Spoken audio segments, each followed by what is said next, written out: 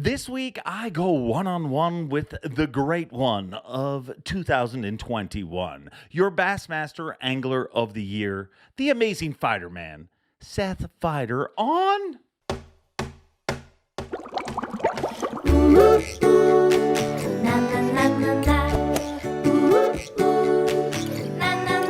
I'm Bob Cobb from the Bassmaster. Welcome to Mercer.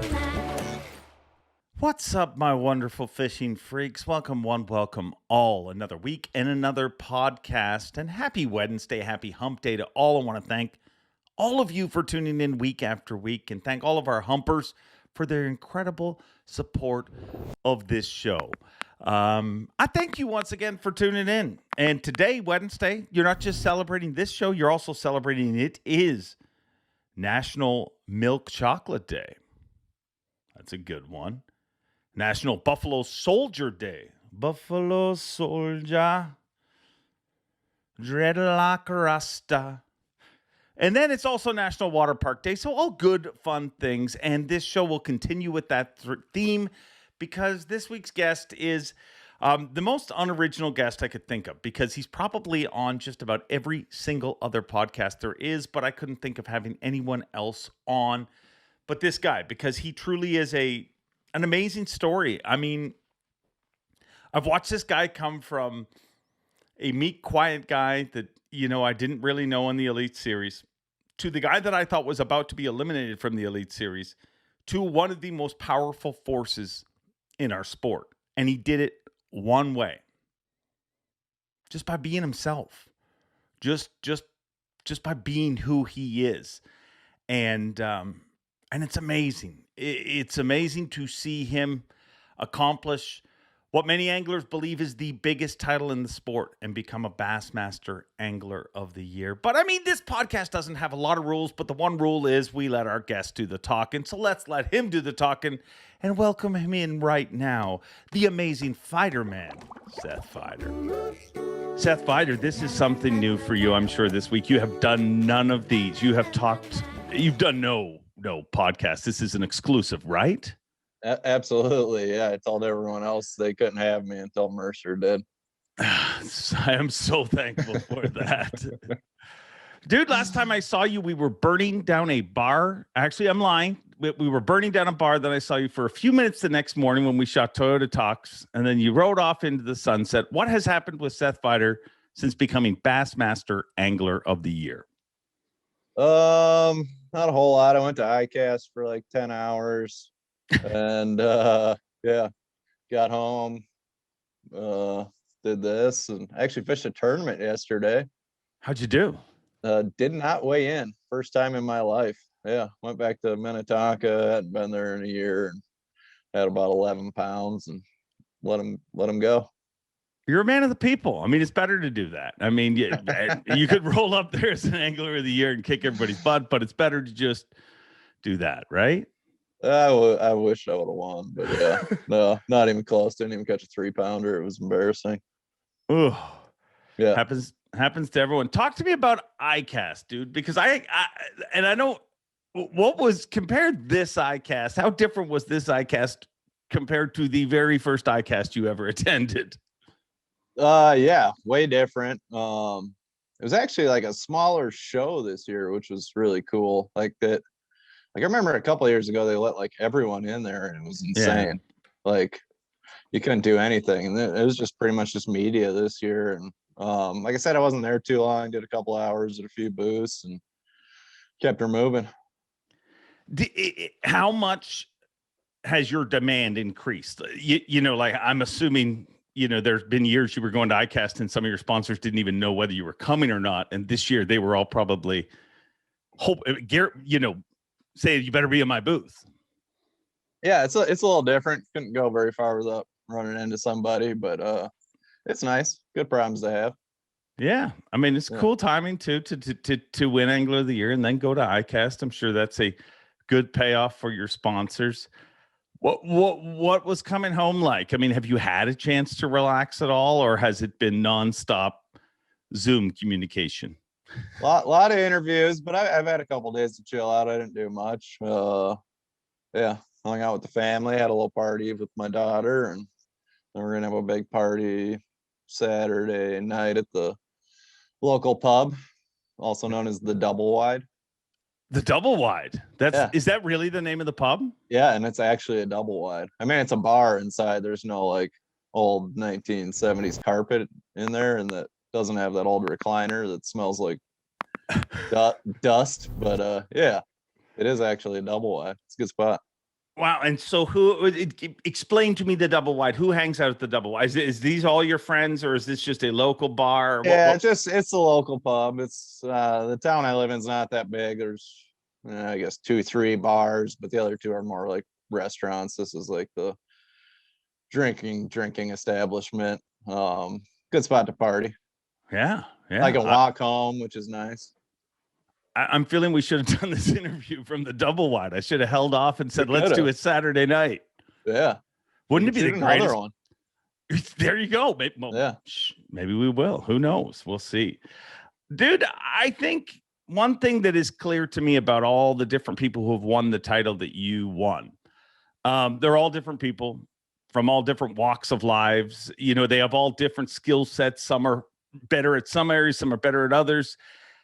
But the one thing that I find with this sport and the people that succeed in it is it's not a want. You hear people say, I want to fish for a pro. I want to be a pro angler. I want to do this for a living. It's almost a need. And when I talk to people, it seems like they have a moment in their life where they're like, they knew that I need to do this for the rest of my life. Did you have a moment like that?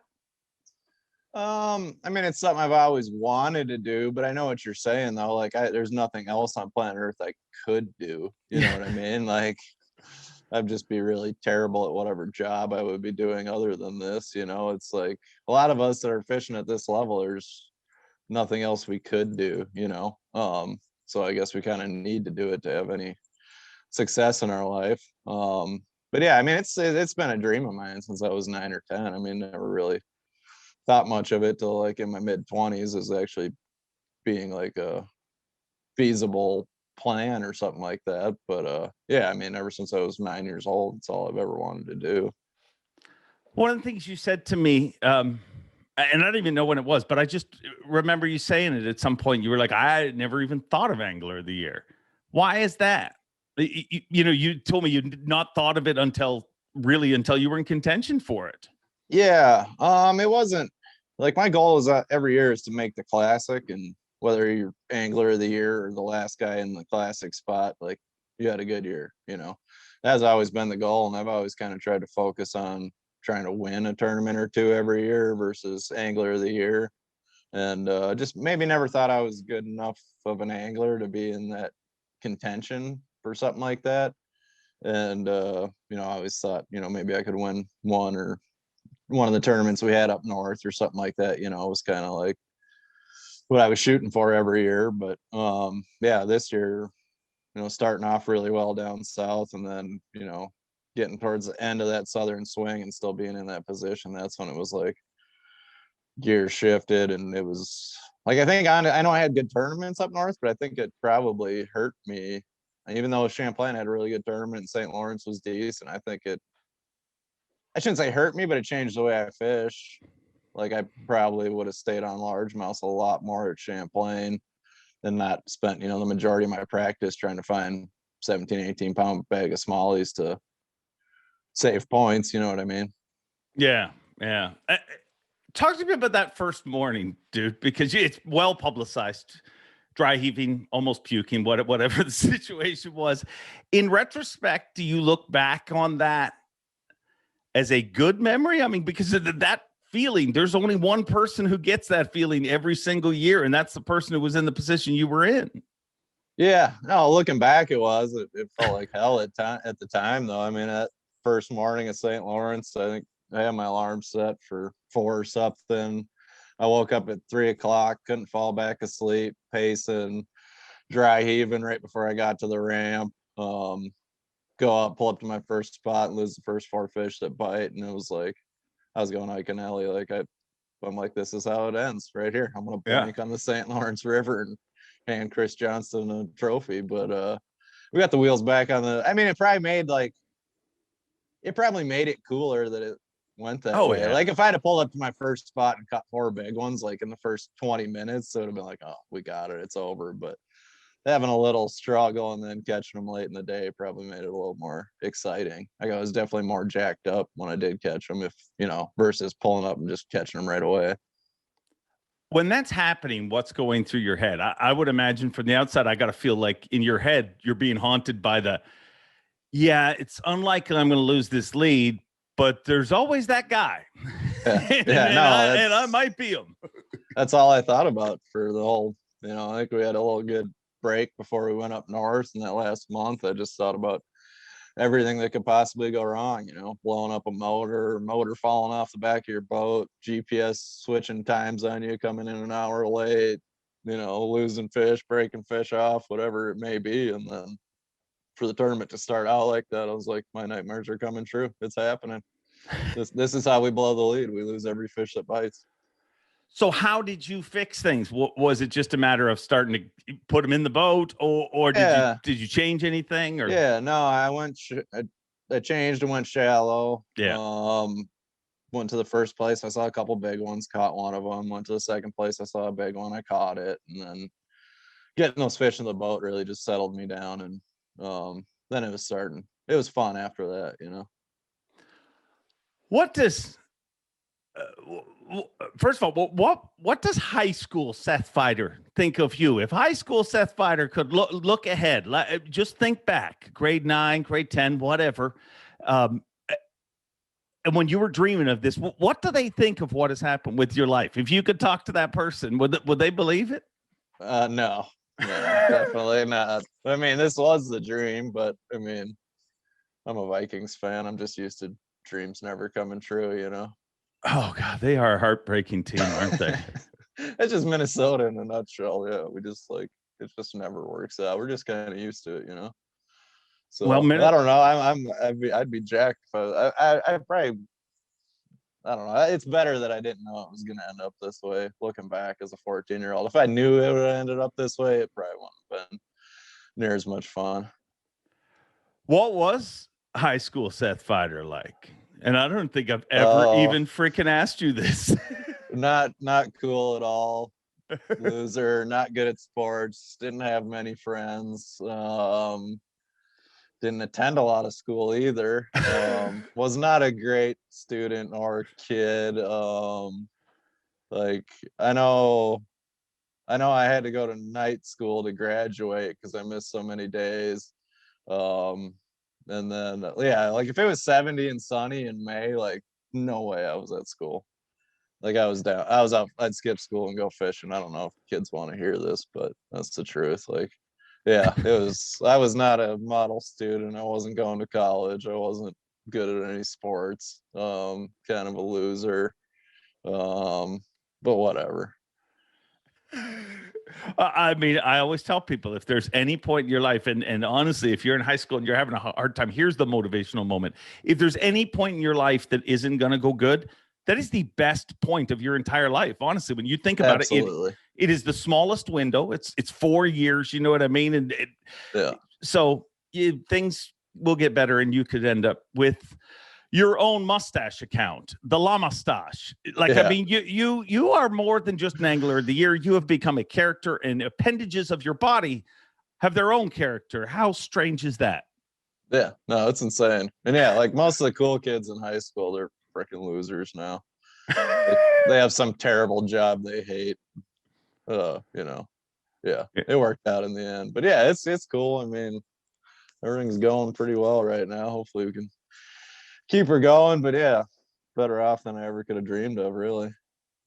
You said when it's 70 and sunny in May, we're going. Do you think there's a thing for being from the north? And I always kind of have this weird theory where almost people are more obsessed with bass fishing just because we feel a little bit of that deer hunting feel. You know what I mean? Like people are so obsessed with whitetail hunting because it's such a small window you can do it. We have that for bass fishing. Do you agree with that?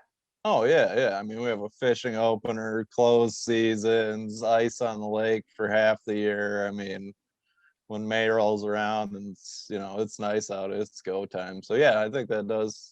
I might not be as into fishing as I am if I did grow up down south where you could do it 12 months out of the year. I mean, I probably would be, but there's definitely something to be said about, the short, sweet season. So what, outside of the Vikings and fishing, what else are you into or have been into throughout your life? Duck hunting. That's like, I think it's my favorite thing to do, but it's kind of one of them deals, like just like you were talking about with fishing season. And I fish like 9 months out of the year now and duck hunt for a couple. So I think if I duck hunted 9 months out of the year and fished for a couple, I'd probably like fishing better. But it's my favorite thing to do when I'm not fishing. What is different about I mean, other than the obvious, what is different about duck hunting? What do you get from duck hunting that's so different than fishing? Nowadays fishing, like I'm pretty much by myself all the time. Like it's the team tournaments are over. We're not practicing with anybody. You're by yourself. And maybe if I'm lucky, I'll have EK with me one day, but like you're pretty much by yourself the whole time. Obviously you room with your buddies, you hang out a little bit at night, but duck hunting, like you're with your boys all day long. You're bullshitting, cutting up, telling jokes, and you get down for a minute if some birds are coming. And deer hunting is kind of just too much like fishing for me. I know a lot of guys are into it, but I mean, you're just sitting in a stand by yourself, sun up to sundown, and like completely alone. Which I get it if you're like that's nice too at sometimes, but that's pretty much what fishing's like for me now. So it's nice to go hang out with the boys. You get 4 or 5 in a blind, and kill some good mallards. It's a good time.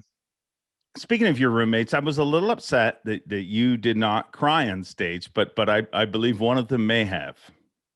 Will you talk to me about that? There was a lot of crying going on until the last tournament.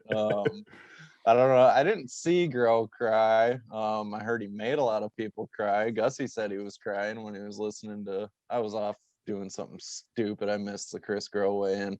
But Gussie said he was tearing up, and then Maddie was crying behind the stage because I gave him a couple spots and he made the classic off of them and said nobody ever did that for him. So yeah, everybody was crying. My wife was crying. It was weird. Except for you. I've only cried a couple times in my life. The last time I cried was when my dog died, and I was like, I don't know, 18 or something like that. I don't know. It's been, well, I shouldn't say that. I cried twice my first year driving home from tournaments. I cried driving home from the Sabine River, and I cried driving home from Lake Gunnersville. Why? What? I mean, but I don't mean just why. Utter defeat and like, I'm not good enough to do this. Like my whole dream's coming to an end. Like Sabine was my very first Elite Series tournament I ever fished. I was all jacked up, blanked the first day. Did not get to weigh in on my first day on the Elite Series. Then Gunnersville went and finished, backed it out. I finished like 95th or something at Gunnersville. Just terrible. Like, like just utter defeat. Like I can't fish with these guys. I'm not good enough. And I'm more likely to cry from being sad than being happy. Yeah, I'm saying. Yeah, man. How do you go from driving home in tears, literally, as a guy who doesn't cry, to angler of the year? Like how? I mean, I get it. That it went on for a while. You had a tough time when you first started. Everyone's going to talk about that. But how did you turn it around? Like what was there a moment? Was there a person? Was there motivation? Yeah, no. It was a second year. I would think I was sitting. We were going to Mille Lacs for AOI. I was sitting decent, like had a chance to qualify for it. Second to last tournament of the year was at Potomac River. I finished like 85th, knocked me out of really hope to going to Mille Lacs. I'd spent a ton of time there. I thought I could win that event if I got there. And then, I was not doing good on sponsor money, not really, was up until that point, the first 2 years I'd cashed, 3 checks my first year, 3 checks up until that point my second year. So, I mean, I'm not making any money, like $0. I mean, maybe breaking even at best, probably not. I kind of just said, can we swear on this show? Yeah. Oh, sure. Oh, okay. Shit, yeah. I kind of just said, fuck it, going to lacrosse. That was like in my head, that was the last Elite Series tournament I was ever gonna fish. I said I'm gonna quit trying to fish for 50th place. You know, when you start out, like getting those checks is everything. And you know, if you my whole goal every tournament was 50th place, and that's just never ends well. You got to try to do really good to end up in 50th place. I just said F it, went to lacrosse, fished how I thought the tournament would be won. I was wrong, but either way, had an amazing tournament, finished second place, made it, got the last spot into Mille Lacs, went to Mille Lacs, won the tournament, and it's been amazing ever since. But yeah, it was that Potomac River tournament, finishing 85th place, you know, out of hope, out of money, and I was over it. Everybody knows that part of the story. But what I mean is, like, between that tournament, like, it was it just simply that it took everything being pulled away from you for you to finally be you? Like, you know what I mean? For you to finally be free? Yeah, exactly. I was trying to be, you know, what I thought the typical pro or ideal pro was that sponsors wanted, trying to get sponsors. And yeah, I was at the end of my ropes. I was in my head, Potomac River was the last tournament I was ever going to fish. And yeah, just said F it and went back to being me. And ever since then, you have literally, I don't know, other than yesterday's tournament, I mean, you were really rough there. But outside of that, I mean, Elite Series competition, I mean, you've pretty much caught them every single tournament since. I mean, it really has been amazing. So riddle me this, what is the biggest mistake? I mean, when you look back at those first 2 years, what would you do different? Never mind when you had success, but what would you wish you had it done quicker, or did you have to go through all that to become what you are today? I think so. I mean, a lot of it was, you know, lack of confidence. I was super intimidated.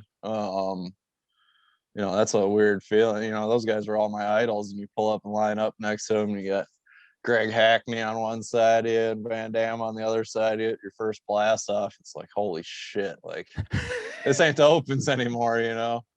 And yeah, it was I got over the intimidation factor a few tournaments into it, but I think everything happens for a reason, you know. If I would have had, you know, even mediocre success where I was, you know, getting some checks and some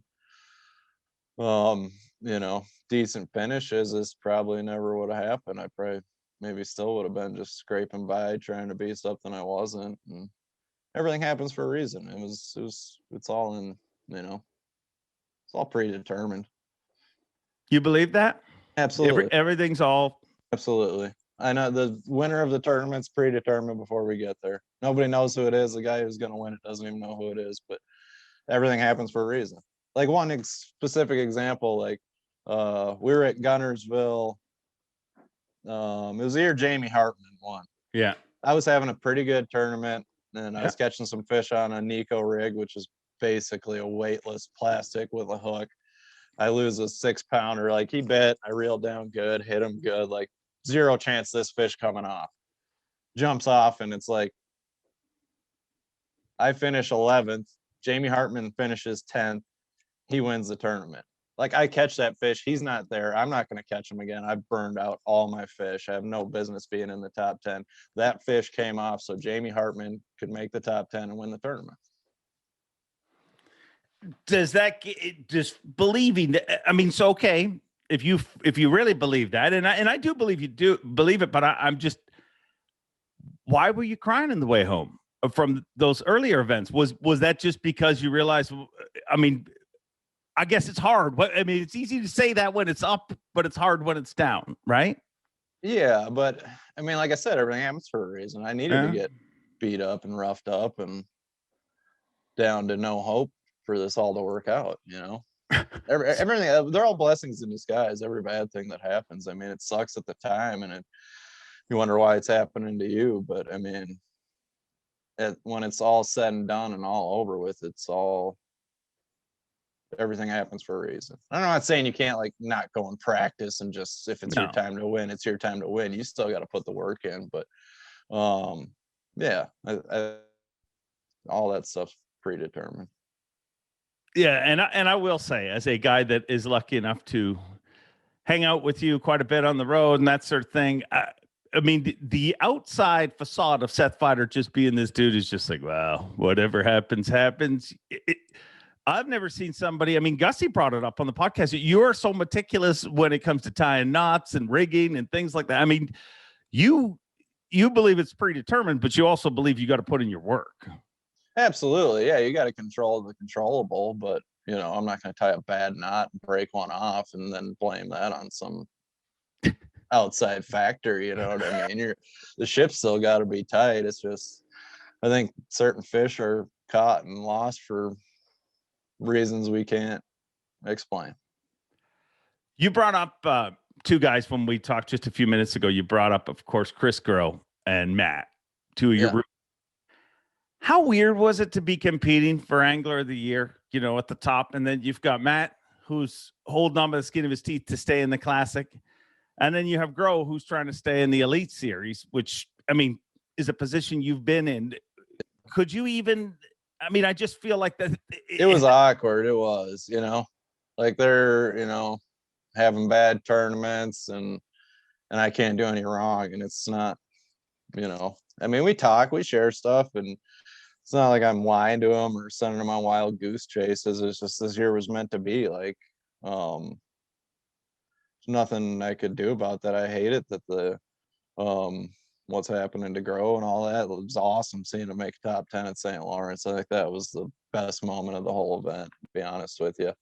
I just wish I could have watched him weigh in on day 3, but I was probably talking to somebody. I don't know what was going on, but wasn't there either way. Wished I could have been. It was a really cool moment. I'm so happy he made it. And yeah, and Maddie, he'll be fine. He made the Classic. He was It just it sucks. We want everybody in the house to do good, and I just had one of those years I literally couldn't do anything wrong.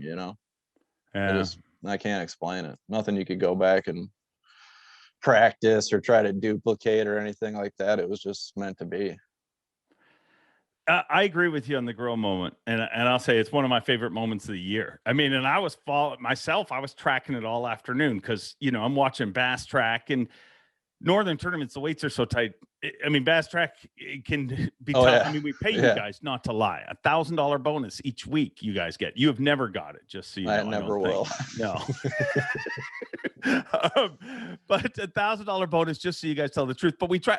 But Gross is usually pretty decent. But I'm watching and he's like bouncing out to the top 10. He's like an 11th, 12th, 10th, 9th, 8th. Like he's right in that area the whole time. And so all through the way. And I mean, and I'm not cheering for anyone. Well, I mean, maybe, I don't know, but Grow, there wasn't a soul in the crowd that didn't want Grow to make the top 10, but I'm watching. And when it came up right before, whoever had weighed in right before him, I can see once they flip the screen, it shows me the next angler and what they need to take the lead or to get in the top 10 and to take the lead. So I look at the top 10 and I'm like, he needs 24 pounds. And I was like, oh, like I sank right there. Cause I'm like, 24 is a giant set. Yeah. You know what I mean? Like if it was 22, 20, but when he had it, man, I was elated, man. It speaking of crying, I think I might have, maybe, I don't know. It's probably a weird breeze in my eye. Yeah. No, it was awesome. I think it was the best part of the tournament, like I said. Yeah. What do you love about tournament fishing? The actual act of tournament fishing. You love it. You love tournament fishing. And that's clear to see. But what do you love about tournament fishing? Oh, it's a love-hate relationship, but it's a roller coaster of emotions. I mean, it's just highs and lows, and the highs feel so good and the lows feel so bad. And I'm a pretty competitive person, and it's the only thing I've ever been decent at. And so I enjoy that part of it. But yeah, it's the highs and lows. Even though we hate the lows, it just makes the highs that much better. You know what I mean? You may have just answered it, but what do you hate about tournament fishing? Same deal. The bottom, the lows. I mean, it's constant up and down. It's hard to stay level-headed, and I mean, you try to as best you can, but the whole day it's like I'm sucking. You know, I was okay, we're getting good. Okay, we're doing really good. Oh, it came off. I lost them. Like, it's just it's intense. How different is this gig than what you imagined when you were a kid? Who was your fish? First of all, who was your fishing idol growing up? Denny Like Brower. tournament. Denny Brower's out of question. Yeah. Why? I like the way he fished. He was a flipper. I mean, he was kind of King Kong when I first got into bass fishing. He was winning all the tournaments, and I like the way he fished. I mean, I bought all his stuff, rods, reels, jigs, everything. I tried my best to be little Denny. And yeah, no, he was hands down my biggest idol. Like, I still couldn't even, like, I was on a different podcast and he was on there, and like I was like got all clammed up and couldn't talk to him like a little schoolgirl. Like, I was like, my face was literally like beet red. Like, it's almost embarrassing, but yeah. Yeah, he's my idol for sure. So when you were a kid watching Denny Brower, and he was one of my favorites growing up as well. I mean, he is awesome. I'm just actually very happy that he was around in the Elite Series, and I was able to announce one of his victories, his last victory on the Elite Series, unless he makes a comeback one day, which Denny Brower definitely could if he wanted to. We should just let him show up for, like, if he wants.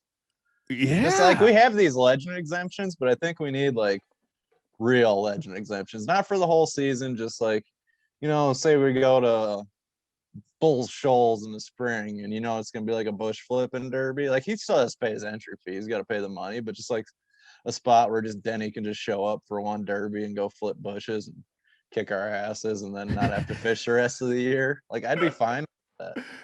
Could you imagine? Like, that, like, I think we need that. Just like they could just pick and choose which event they wanted to fish. And yeah. I don't think anyone would have a problem with that.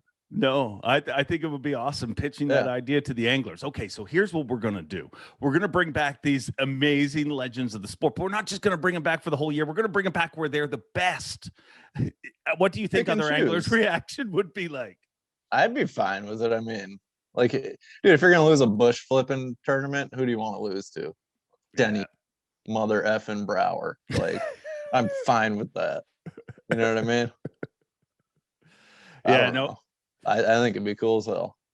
I agree. I think it would be really cool. I think it'd be very cool. The full season's a marathon, man. Like, you know what I mean? Like, if they could just pick and choose a couple they wanted to fish, you know, versus doing all 9 tournaments, like, that's hard on me. I can't imagine some of them guys, you know?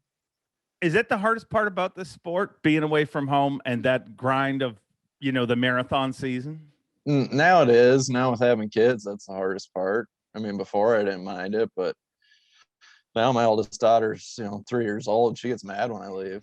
Yeah. Like, she gets an attitude. Like, I don't think it's going to get any better. No.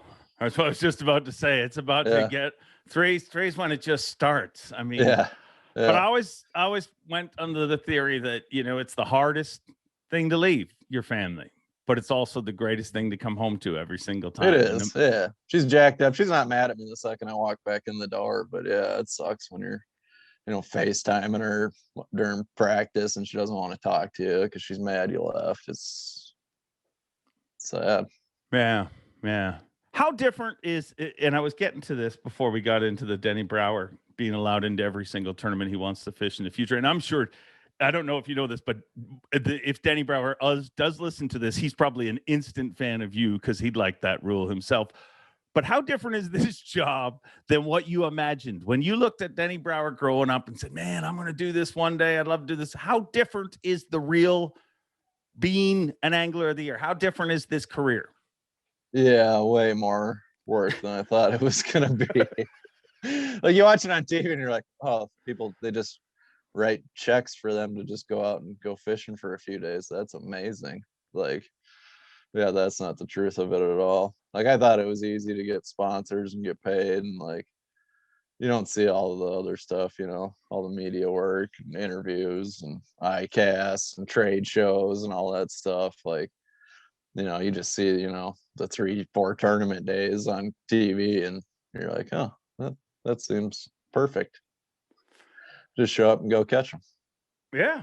Yeah, no, it doesn't work like that. No. Where are you most comfortable through all of those things, when you do them all, I mean, and I will say, I mean, watching you, and I use you as an example all the time when I talk to other anglers, I'm like, be the number one rule on the stage, in my opinion, for everybody. I mean, our last two guests on this podcast, you and Takumi Ito, are prime examples of them. Be yourself. Don't be somebody else. Be who you are. Don't hide behind what you think. So in all those roles, I would say you've become very good. I mean, people love you on stage. People love, I mean, you look at the traffic that anything you do online gets. I mean, it's huge. You found a way to succeed in all those areas, but where are you most comfortable? Probably still fishing for Yeah. sure on the water. I mean, that's why we all got into this, was to fish. It wasn't all, we didn't do it to become famous or do interviews and podcasts and stuff. It was just to not have to work, just go fishing. You know what I mean? That's definitely where I'm the most comfortable. But I'm like, I'm, believe it or not, a pretty shy person. Like if I know you and we're buddies, like I don't seem shy, but if I've never met you, like even to this day, like I'm still afraid to talk to Greg Hackney. Why? Like, he's like one of my idols, and I don't want to like tarnish it, or yeah, exactly. Like I want him to stay my idol, you know what I mean? Like I don't want to like talk to him a bunch and hear him complain about some stupid stuff and then like lose respect for him. Not saying that he would or that would happen, but I'd rather like keep him where he is, you know what I mean? Like you want him to be Godzilla's got nothing on yes, me exactly. forever. Yeah. But and like I see him in the weigh-in lines and like idle next to him at takeoff, and I'm still like afraid to talk to him. Not because I'm like intimidated by him, but like he's like a modern day Denny Brower for me. Yeah. He's that guy, like. Does it concern you that if you just don't talk to him your entire Elite Series career and continue on like this, that you guys will end up hating each other for no reason other than you are a huge fan of him? No, I think Christy, I got the same thing going with Christy. Like I'm like can't talk to the guy, and he's kind of one of them guys he won't really talk to you unless you talk to him. So I mean, dude, there's been moments we've been like next to each other in the bag line. It's just been silent for 2 minutes, and it's kind of awkward. And he probably thinks I don't like him, but he's the same deal. He's like one of my heroes, and like, I don't know. Like I'd rather just keep him my hero, I never get to see the bag line. What happens back there? I mean, what do you guys it's do? a lot of moaning. A lot of moaning? Yeah, everybody's talking about the one they lost, how much weight they would have had, yada, yada, yada. Yeah, it doesn't matter. One relationship that I think is very special to you, and I think it's also been very huge for your career. And I remember the day, and me and Wes Miller refer to it as the Zona rub. And when you get the Zona rub, it's pretty strong. And I remember, I mean, I guess it wasn't, it might have been, it's either Mille Lacs or Lacrosse. I don't know which it was, but I remember Zona calling me one night and he's like, fill me in on this Amazing Feiderman. We had just coined you the Amazing Feiderman. And he's like, because he had talked to you, but he wanted, to know more about you as a person and everything. And obviously you guys got together and have become great friends. And I think he's done amazing things for your career. You guys have helped each other a lot. Tell me about that relationship. Yeah, no, absolutely. He's done more than I could ever mention for my career and could ever thank him. I try to. And yeah, I mean, the guy's just, he's amazing, I mean, getting to do shows with him every year is huge for me. And just talking to him for advice on stuff like the, sponsor stuff and how to handle this, how to handle that. I mean, the guy's just, he's been through it, seen it all. And he's good at what he does. And it's nice, like just even in the commentary on live, just how he talks about me helps out. It's huge. It's huge. Like next week, we're going to shoot Zona shows. It's going to be a really fun time. Where are you going? Are you allowed to say? No, can't tell you. Whatever. Are you being serious? Yeah, we're going to Saskatoon Bay again. Oh, okay. Of course you are. Yeah, of course you are. I don't know if the border's open, but that's where it's happening. Yeah, they'll probably be biting in Saskatoon Bay. Well, yeah, you can't tell people where you're going anymore. It just everything gets ruined. No, I agree with that. A lot of things do get ruined because iCast is a prime example of that. Everybody's screaming about every single lure. You weren't supposed to see these. Like everybody, why aren't baits ready the day that they're released? Well, because you were never supposed to see this the way this was designed. This is an industry show, and somehow over the years it's become a public thing, and a lot of things do get exposed. Is that one of the toughest things as an Elite Series Pro, keeping secrets secret? Like one of the things this past tournament was, not that it's a secret anymore, but the freaking marabou jig. Like there is people that I never ever imagined would throw the fluff are fluffing themselves into a friggin' top 50. Yeah, I think there's more marabou jigs in the state of Alabama now than there is in Canada. No doubt about it. Yeah, it's kind of funny watching them fish it, but hey, it works. I mean, we throw their baits when we go down there, so Yeah. yeah. I mean, you can only see it happen so many times before you know you got to get in on it. But it's just funny listening to them talk about it and stuff, and like, yeah. What do they say? Oh, I just like their setup and stuff. Like, I know a lot of guys were throwing it on like straight 6-pound fluorocarbon. Like, I couldn't even imagine. They could probably throw a thing like 30 feet. It's probably hilarious, but yeah, it's just they're getting it. I mean, there's guys catching them on it too. They'll figure it out. They're all smart dudes. It takes them a couple of years. They'll probably be better at it than we are. Is it harder for a southern angler to come north or a northern angler to come south? I mean, I'm gonna have a pretty biased opinion of that because I struggled so bad down south, so I think it's harder to go down south. But I don't know, just fishing up north seems easy. Like, I mean, I know it's different, but obviously we have more fish in our lakes. I feel like they're easier to catch. It should be easy for them to come up here. But I think the thing I struggle with so much is really like a 1/4 pound difference in a fish is massive. Yeah. Like you go down south, you get some bites, like, okay, we got a good spot. You know what I mean? But the difference between being on a school of 3-pounders versus 3 1/4s or 3 1/2s or 3 3/4 is like everything up north. And I think they get stuck. You know, they catch a couple 3-pounders and they're like, oh yeah, there's some big ones here. And it's like, no, every one of those fish is 3 pounds.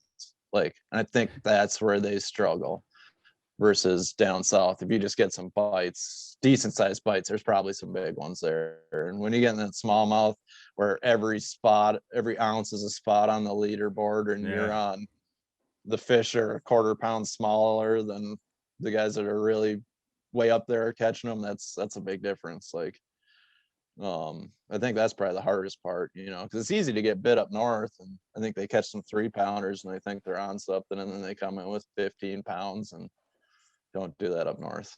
Yeah, they'll end in a world of hurt. A guy that we're talking about overcoming the south versus north and different, a guy that's overcome so much more than all of that is our final winner of the season, Takumi Ito, a guy who hadn't fished smallmouth 2 years ago.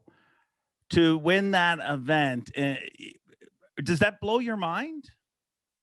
Not after what I saw him do last year. I mean, I was kind of surprised last year. Like, okay, yeah, never fished for smallmouths before, and I think whatever, every place he went, he made a top 10. So this year, I wasn't surprised about it.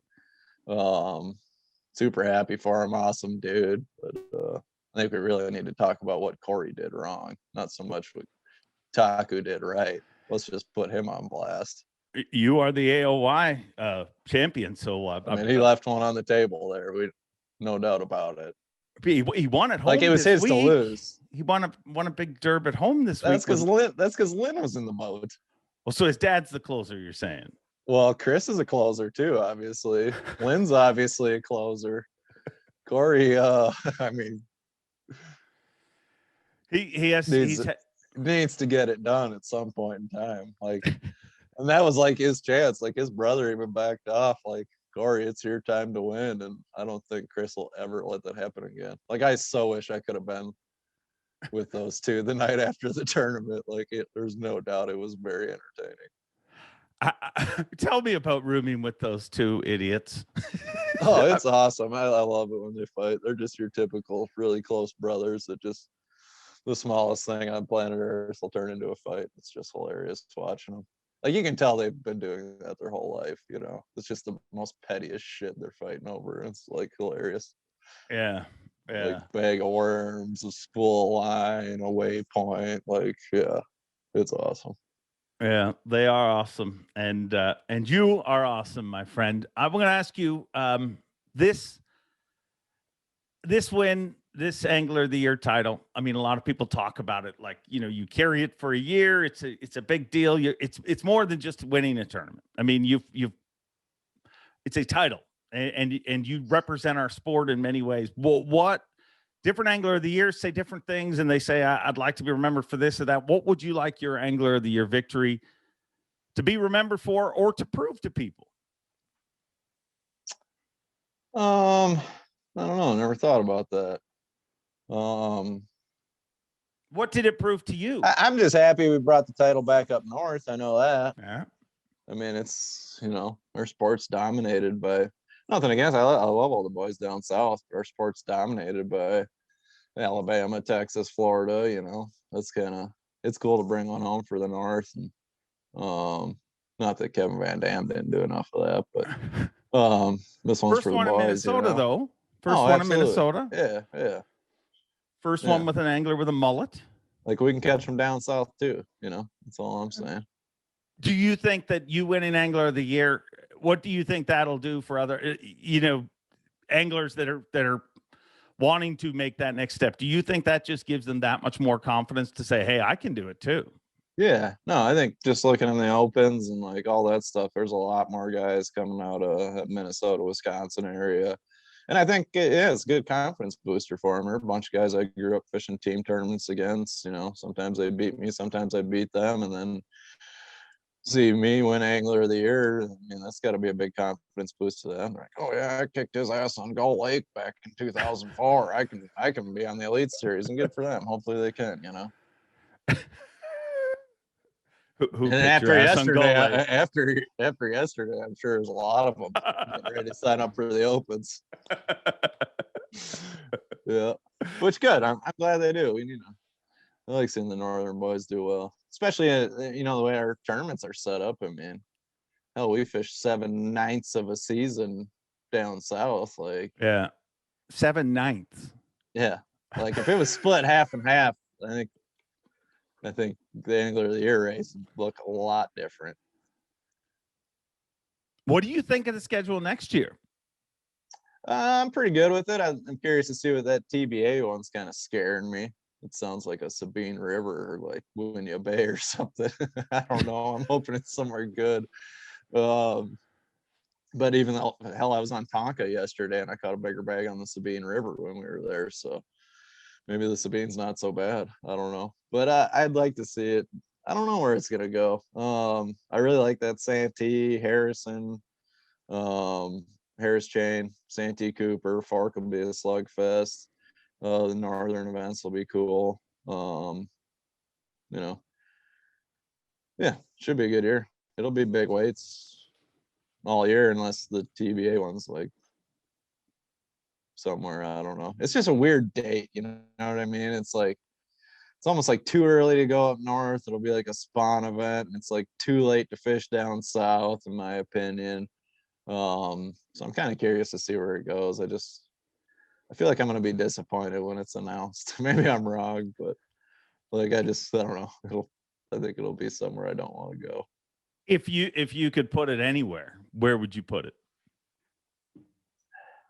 I think with those dates, I'd like to see like a Potomac River or Chesapeake Bay. As we go any further south than that, the fishing's not going to be great. We go any further north than that, and it's going to be a spawning smallmouth event. And, I mean, they're cool, but like, they're not that cool. You know what I mean? Like, we don't need a bunch of flogging derbies. You're not a big flogger? I mean, I will if I have to, but I'd rather just go there like 2 weeks later or 2 weeks earlier. But most of those places are closed then. Yeah, I mean, I'll weigh in a spawning smallmouth. I got no problem with it. I'd rather go after they're done spawning if we're gonna fish up north. I knew you long before you were the Amazing Feiderman. I also knew you before your mustache had had its own Instagram account. But one of the things that you've always looked up to, and I mean, we've had conversations about it. I didn't even remember, like before I even really knew you, you would tell me about Shaw Grigsby's mustache. Is it finally time for you to accept the fact that you're not just an angler of the year, but you have the greatest mustache in professional bass fishing? It's not true. And Mine's decent, but like if you put me side by side with Shaw Grigsby, ain't no way. Ain't no way. Is it just how does he beat you? Is it just more full? I mean, yeah, it's bigger, it's thicker, and it looks way harder. Like mine's pretty coarse, but like I feel like his mustache could stop a punch. Like that thing is like intense. Like I don't know, but I think mustaches get better with age. So I think like maybe in 5 to 10 years I might be in that Shaw Grigsby range. But his is, I mean, I have not seen a better one. It's pretty phenomenal. It's pretty phenomenal. I'm not saying I'm not, in the top 10 of bass fishing mustaches, but definitely not number one. Who else is up there, do you think? Is it you, Shaw? I mean, there's some good ones. I mean, Denny had a good one in Yeah. his prime. I think he's kind of a little more, I think he's doing more of one of these things now. Where does Haldane's mustache rate? Oh, I love the effort, man. I love that he's going for it, but yeah, it's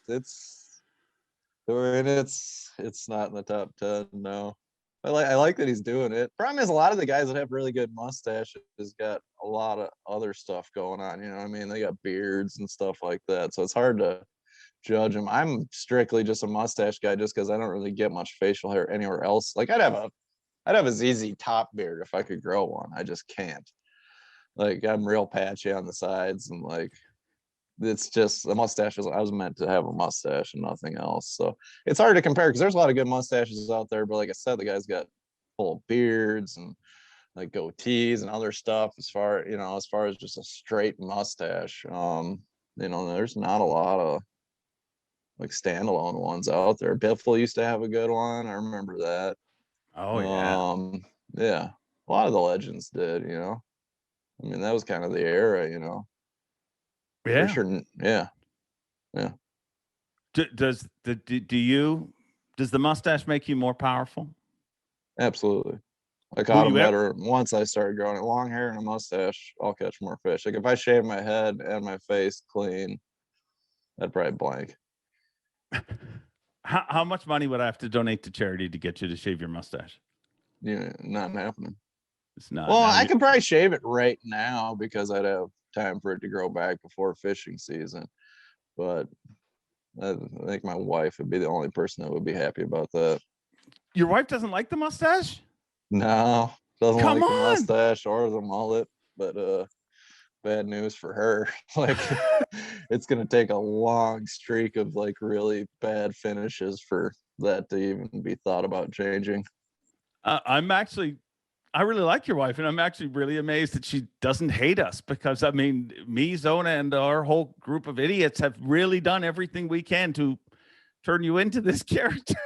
It sucks to be her, but yeah, she's just gonna have to deal with it. It'd probably take 2 years of like terrible finishes for me to even contemplate it.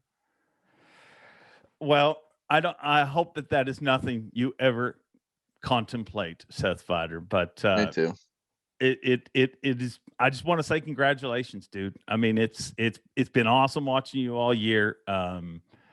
It's been awesome watching what you've done in this sport, really, and how you've done it is just by being yourself, and I think that's one of the coolest things out there. Yeah, appreciate it. Thank you. Hey, Seth Feider, you remember that time you won Angler of the Year? Yeah, that was awesome. That was awesome, huh? Yeah. I got one last question for you, and then I'm leaving you. Hit me. Seth Feider, you are Bassmaster Angler of the Year. You joined a League of Legends. It is the off season. What have you got planned? Do a little bit of fun fishing. I'm gonna kill a lot of greenheads, and I am gonna get my wife pregnant again, but it's gonna be more like I think we're shooting for January, so I don't know if we'll know if we're pregnant until maybe like the second or third or fourth tournament. But yeah, January. That way we can have the kid after the season's over. So I think December or January, I'm gonna throw one more in her and see what happens. There's no better way to end this interview than that, Seth Feider. You are awesome. You are an original, and you are an angler of the year, and I love you. See you, bud. We'll see you. How good a dude is that guy? I mean, I'm so proud of Seth Feider, his amazing family, and I'm proud of the person he is. I'm proud of everything he's accomplished, but most of all, I'm just proud to be his friend. I mean, he is a good dude, a real human being, and he is a Bassmaster Angler of the Year. Unbelievable. Just showing you that if you're willing to commit and follow your dreams and work hard, anything can happen. And that definitely did for Seth Feider. So here's what I'd like to have happen. Just give us a like. If you enjoyed this, give us a like. I know it sounds trivial and stupid, and I don't beg you for these things a lot, or I'm trying not to do it. I'm trying to wean myself off of it. But just drop a like. That's all you do. Go down in the corner, hit that like button. I get it. It's weird and it's silly, but it makes a difference in this world. And so do people like Seth Feider. So if you like interviews like that, drop a like. Enjoy being. Have a great week. And we'll see you next time. Buffalo soldier, dread like a rasta. Thanks for watching. Please like, comment, and subscribe, because Bob Cobb of the Bassmaster told you to. You hear?